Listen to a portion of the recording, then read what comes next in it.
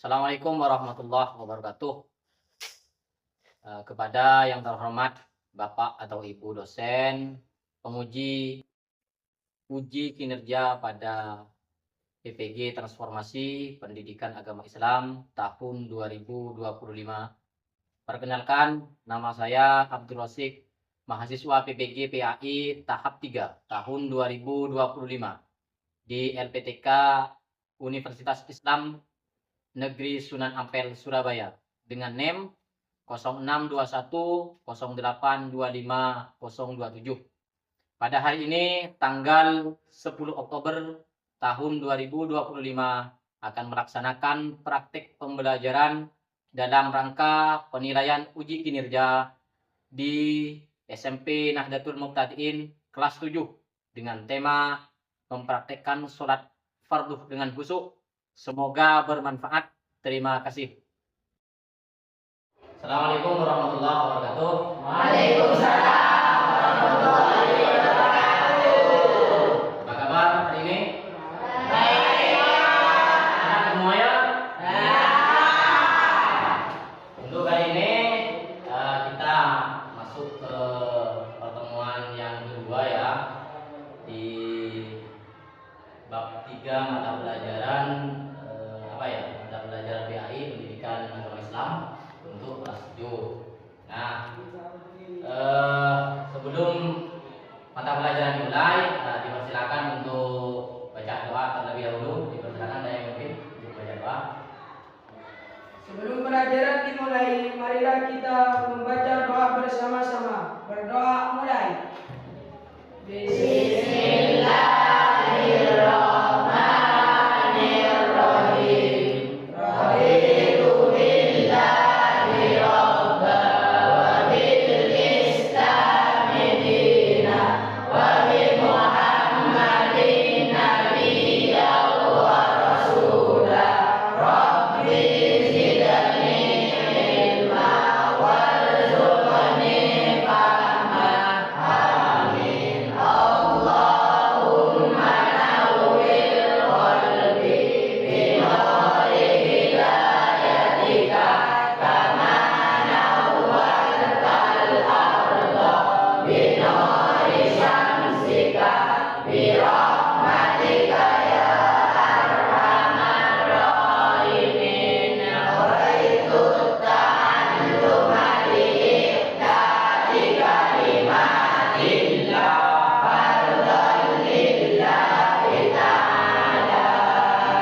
Ya, terima kasih atas doanya. Semoga apa yang akan kita pelajari hari ini menjadi ilmu yang bermanfaat, berguna. Oke. Sebelum mata pelajaran dimulai, saya akan mengaksen kehadiran dari kalian dulu. Ini hadir semua ya? Ya. Absen dulu ya. Ya. Agus Waidi, Hadir, Pak. Arif.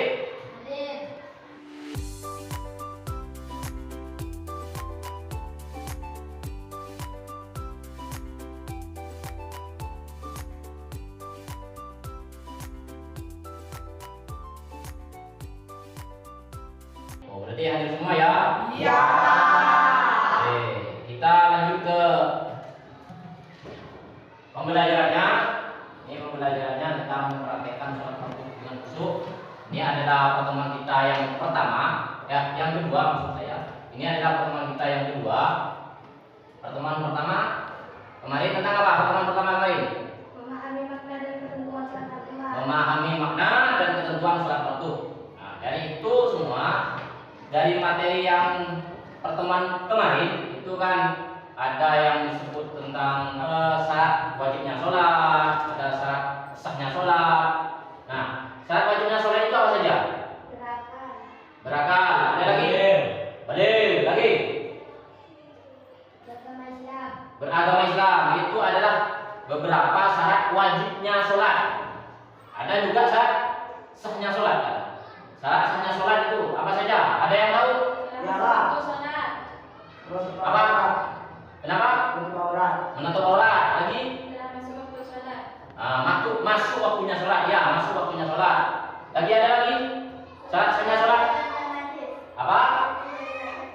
suci dari hadas dan najis. Masih ada lagi? Mungkin? Tidak ada ya? Menghadap kita. Ya, itu adalah syarat sahnya sholat. Tadi itu syarat wajibnya sholat antara lain harus Islam, harus balik lagi. Harus apa tadi? Berakal. Jadi kalau tidak berakal, tidak wajib sholat. Benarnya. Jadi kita sebagai umat Islam wajib sholat. Kalau tidak ingin sholat, ya gampang. Dan tidak berakal. Jadi orang Gila. Ya, semoga saja kita semuanya masih diberi kesehatan. Amin. Bisa melaksanakan kewajiban kita yaitu berupa sholat fardu. Kita lanjut ke materi hari ini yaitu mempraktikkan sholat fardu dengan khusyuk. Nah, kita dari materi yang tadi itu tujuannya ini adalah tujuan pembelajaran untuk mata pelajaran hari ini atau materi kita hari ini.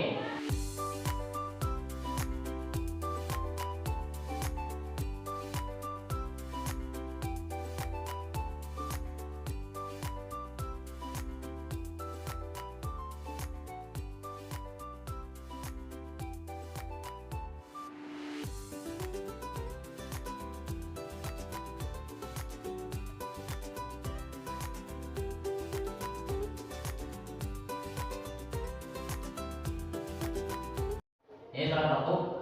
Sholat fardu itu ada 5. Ini sesuai apa yang diterangkan di sini bahwasanya sholat fardu ada 5. Yang pertama itu adalah sholat zuhur. Ada sholat subuh, ada sholat zuhur, ada sholat asar, sholat maghrib dan sholat isya. Jadi sholat fardu ada berapa? Ada 5. Antara lain adalah Subuh.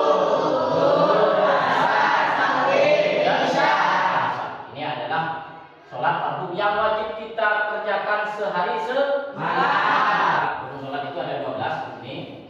Sudah kalian lihat. Yang pertama itu adalah niat, yang kedua itu adalah takbiratul ihram. Niat itu di dalam hati ya, tempatnya di dalam hati. Di dalam hati kita itu adalah tempatnya niat. Laksanakan dalam sholat.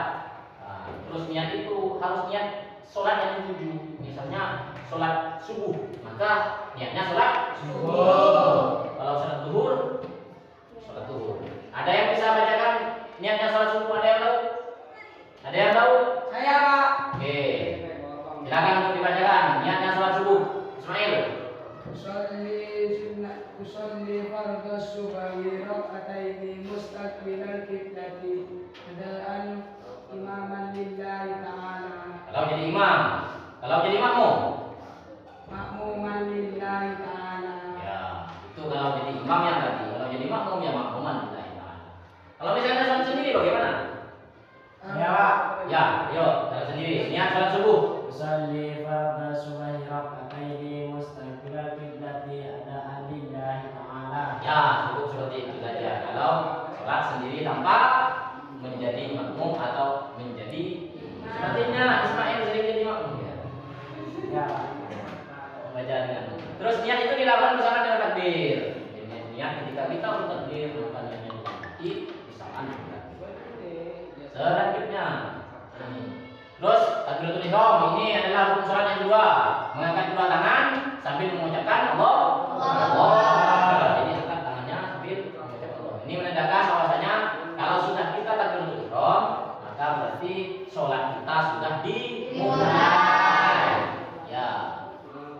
Terus berikutnya ini surat Fatihah, membaca surat Fatihah. Jadi surat Fatihah ini dilakukan setelah takbir. Jadi kita berdiri dengan tegak dan membaca surat Fatihah di setiap rakaat. Ingat, kalau rakaat sholat fardu itu kan ada yang 4. Contohnya seperti zuhur, asar, isya itu ada 4. Maka Fatihah ini dibaca setiap rakaat. Jadi yang 4 rakaat membaca Fatihah semua. Kalau surat-surat pendek di rakaat yang 1 dan yang kedua. Ya, surat-surat pendek. Ada yang tahu surat-surat pendek? Ada, Pak. Ya, ini lagi.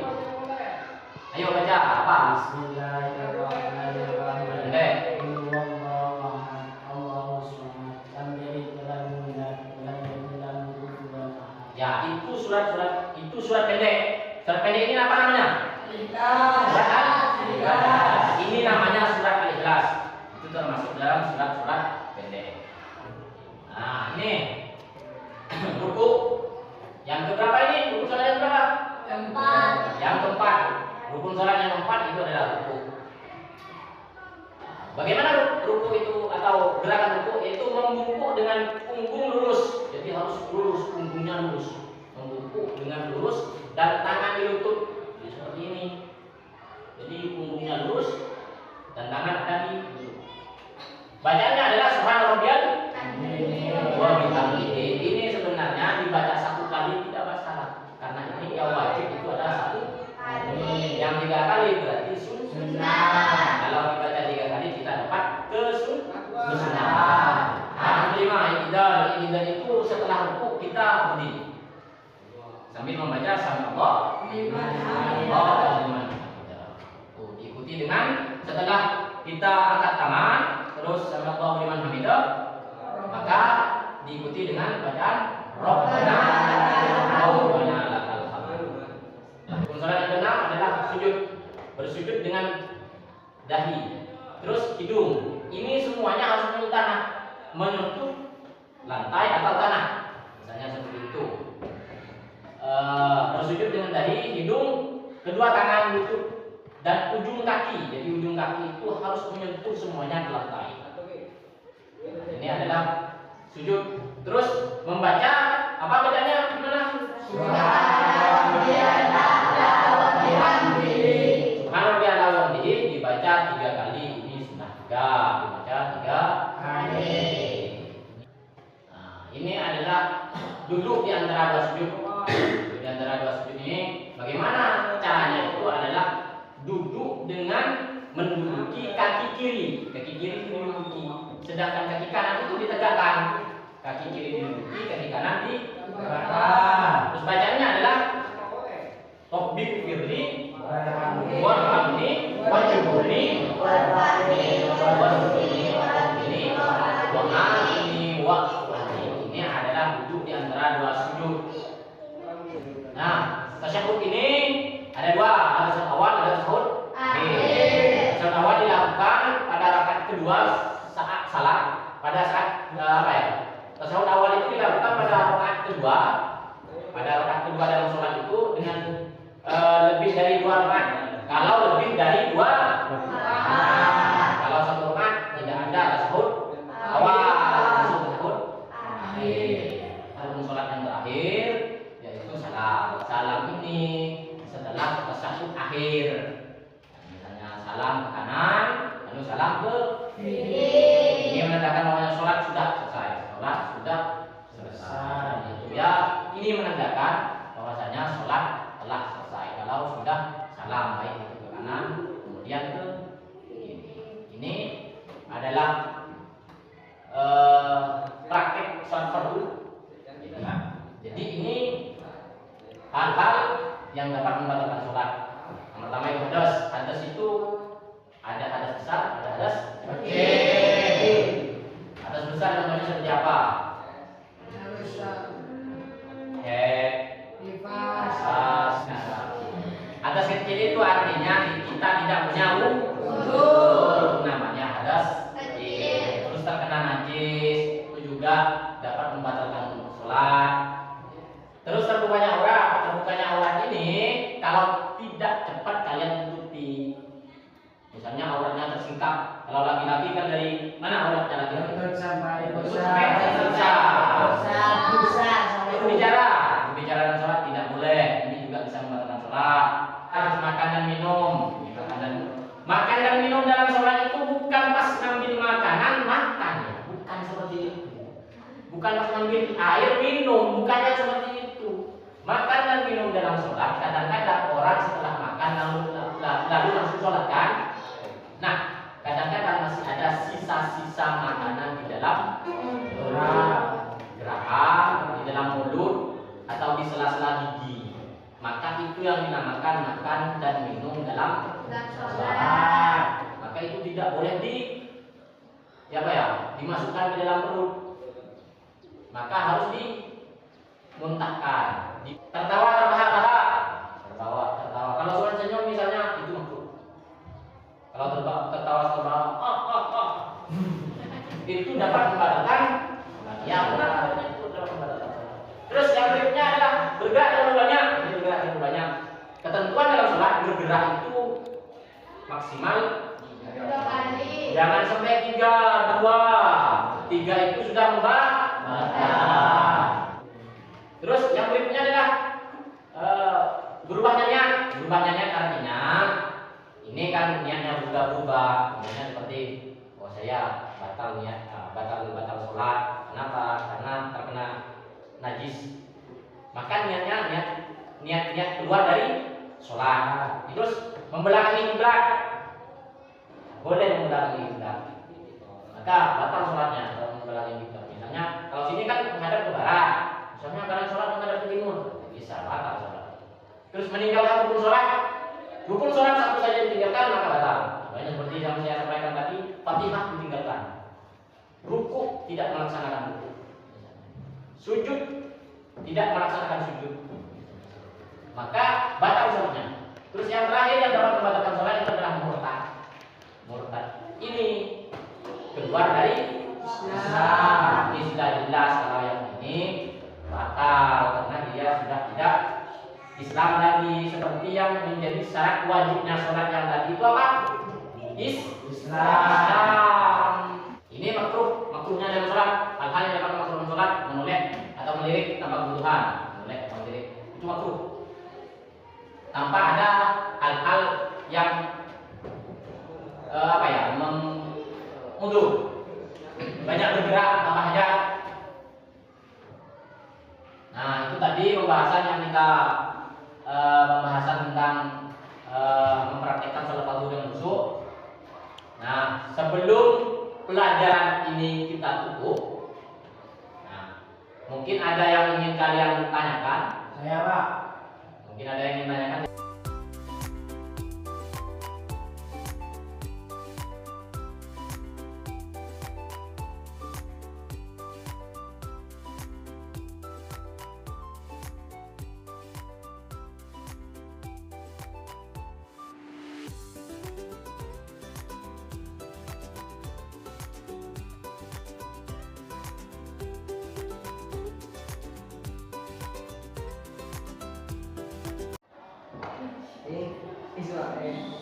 Ini gerakan, ini kaki, perhatikan kakinya, itu yang benar.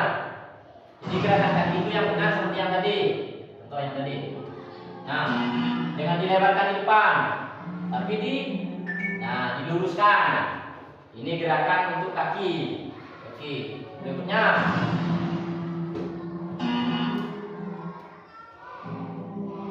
Tangan ya.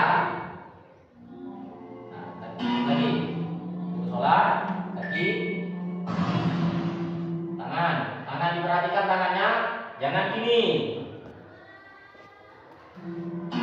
Salah, yang benar itu gini. Ini yang benar. Sedekap tangan kanan di atas pergelangan kaki. Ini pergelangan kiri ya, pergelangan kiri. Jadi sedekap tangan kanan di atas lengan kiri. Tuh. Ruku ini bukan seperti ini. Perhatikan. Salah kan? Karena yang tadi itu ruku yang benar adalah lurus.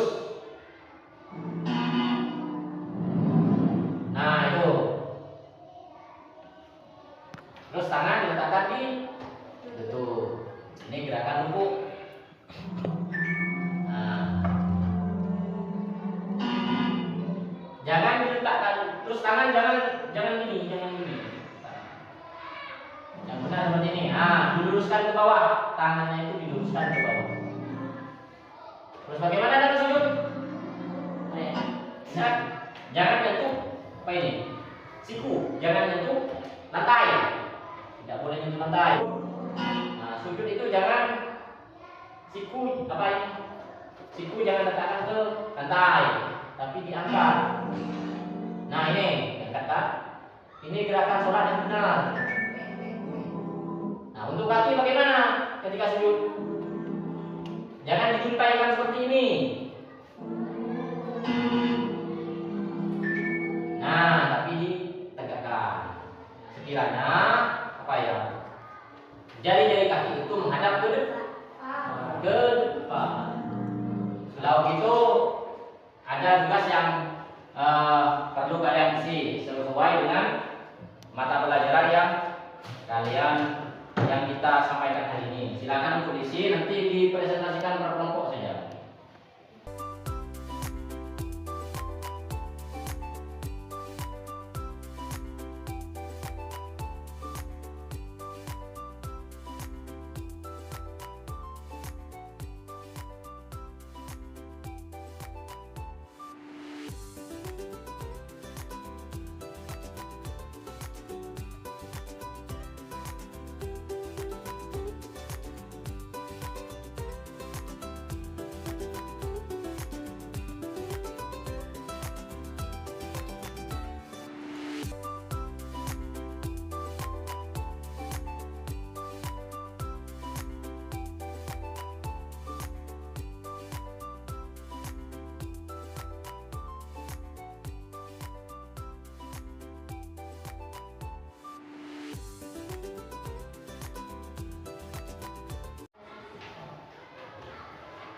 Sudah.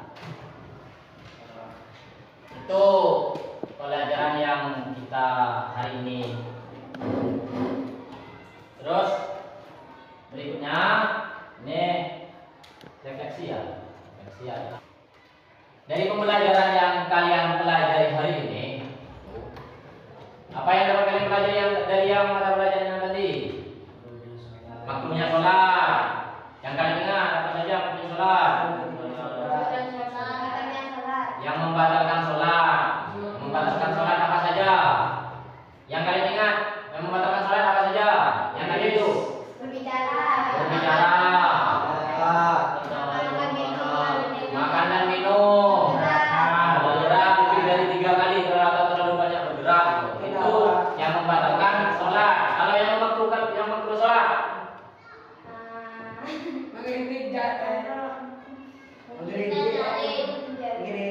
Apa? Membunyikan jari, ya, menggeretek. Menoleh tanpa sebab, itu juga termasuk makruhnya sholat. Itu beberapa mata pelajaran yang rukun sholat tadi itu. Kalau yang rukun sholat, apa saja rukun sholat tadi?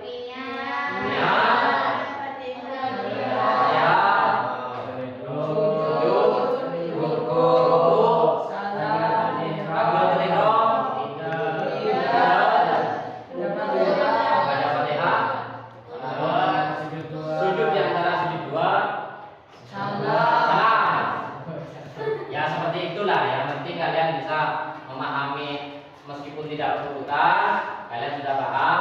Jadi tolong dipelajari lagi di bukunya nanti materi yang tadi itu, agar kalian bisa mengukurkan apa saja rukun-rukun sholat, mulai dari niat, takbiratul ihram, baca Fatihah, terus ruku, i'tidal, sujud,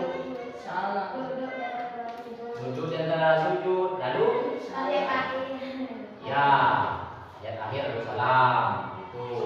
Itu mata pelajaran hari ini. Semoga itu bermanfaat. Amin. Bermanfaat bagi kita semua. Amin.